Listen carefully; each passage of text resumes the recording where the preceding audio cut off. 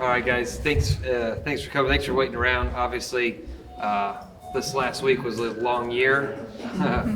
We've been here for a while. I think a lot of people are ready to go home. I know that the appropriations chair and our ranking member, Senator Arthur, and the pro tem have really and truly been trying to work around the clock with their counterparts in the House to try to get something through. Obviously, we're very happy to meet our constitutional duties of passing a balanced budget and getting it over to the House. We'll see what they do with it tomorrow. The clock is obviously still ticking to see what they come up with.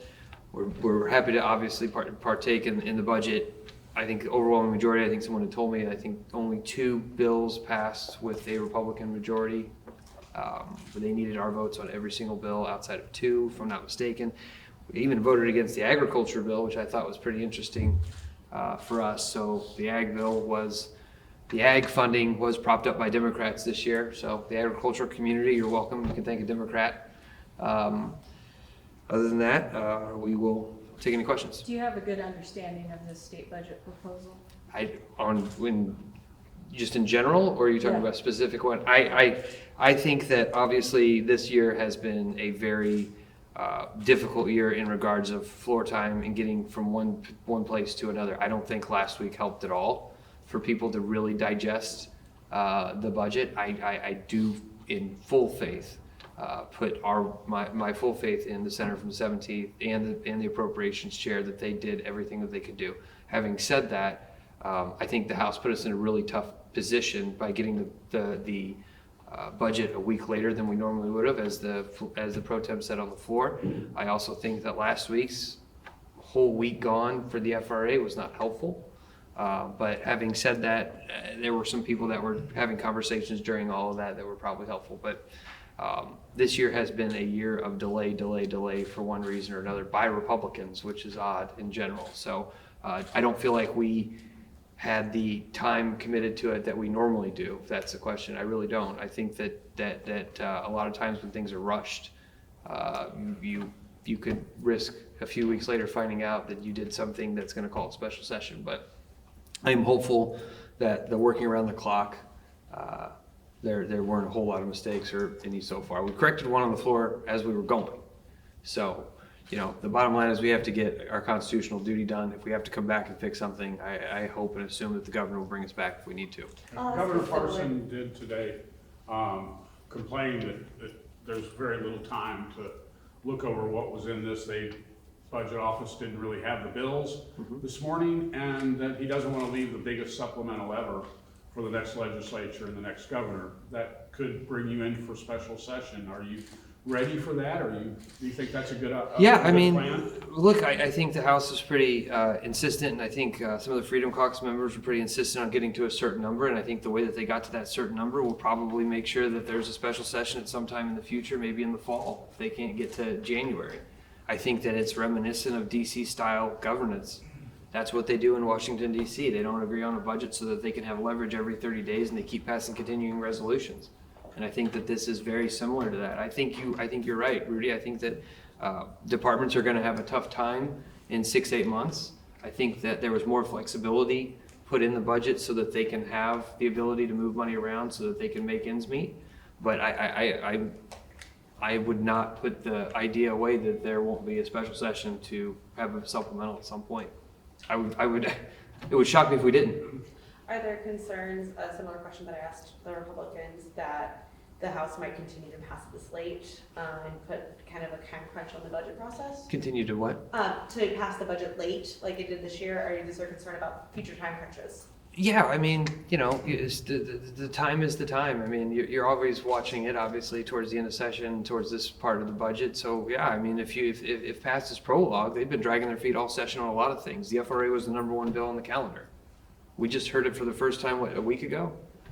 So, I don't understand it. I don't know what's going on or the gamesmanship behind closed doors in the Republican caucuses, but for some reason, certain members have decided to try to delay a lot of what's happened around here.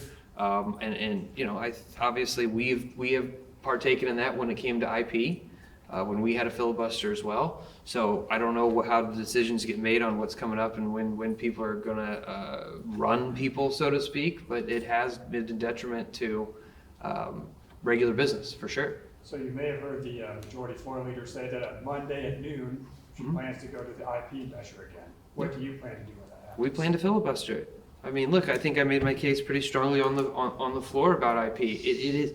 This is not a bill like we did on, the education bill or all these other bills that we've had to negotiate because we're in the super minority, right? We can try to work our way through some of that stuff, and then hopefully at some point, people will decide that Republicans can't govern, which is pretty obvious at this point, and they will vote for Democrats, and then we can undo some of their bad ideas and bad legislation they did. It's going to be incredibly difficult to undo the damage that they would do to the initiative petition process if in fact they were able to put ballot candy on there, deceive voters, put it into the Constitution, raise the threshold. That's hard to undo. That's really, I really believe that. Like, there's not a conversation, and for all means, for all purposes, after they've gotten the signatures to put the abortion issue on the ballot, they could be raising the threshold and enshrining abortion rights into the Constitution. So we maybe should have a conversation, but we're not, because we don't feel like we should deceive voters, and that's what it might take.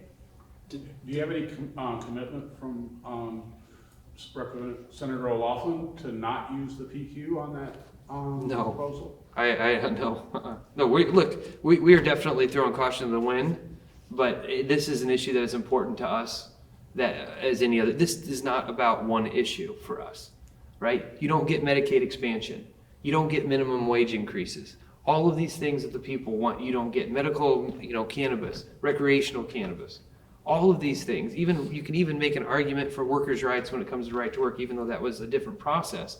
But at some point, if people want to put workers' rights into the Constitution because they've continued to get attacked down here, why should they not have the option to make their case?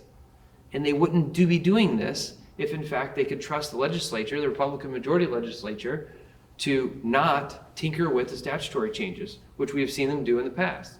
So if you're going to invest in getting something on the ballot, why wouldn't you use the constitutional issue if you know they're going to try to defund Medicaid expansion after you pass it? Is it a similar situation to when IP went through the first time, which is if it's a clean, just that? We just want a fair down? fight. We want a fair fight. That's what we've always said from the beginning. We want a fair fight, and they know that if they have a fair fight, they lose, which is why they have to put all this ballot candy on there, and they have to regurgitate things that are already law, because their idea is to scare people. That's how they get votes. That's what they do. We saw today, people talk very little about numbers and dollars and cents, and I will give credit outside of the senator from Johnson. He was very in tune to what he was doing. He asked very specific questions, very good questions, by the way. But outside of that, we saw today the whole Republican Party in its glory. They don't want to talk about numbers and budget. They want to talk about DEI. They want to make different comments regarding race and race bait and everything else because they don't want to talk about their failings. That's it.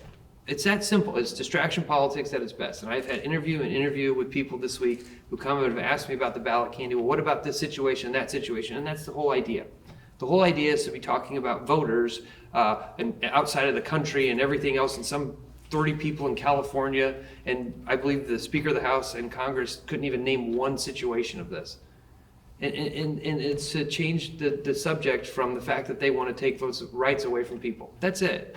And there's no bottom to them. There's no shame in what they will say or won't say to get people to give away their rights. Did this rushed budget process make it harder for Democrats to add stuff to the budget? I mean, what? Yeah, I mean, look, it makes it all difficult, right? It's not just us. I mean, I'm sure they had people on their side of the aisle that were having a tough time digesting a big budget. So yeah, I mean, it made the process a lot more difficult this year. I'm glad we're able to do it, but no, this wasn't the banner process that it should have been. All right, thanks, guys.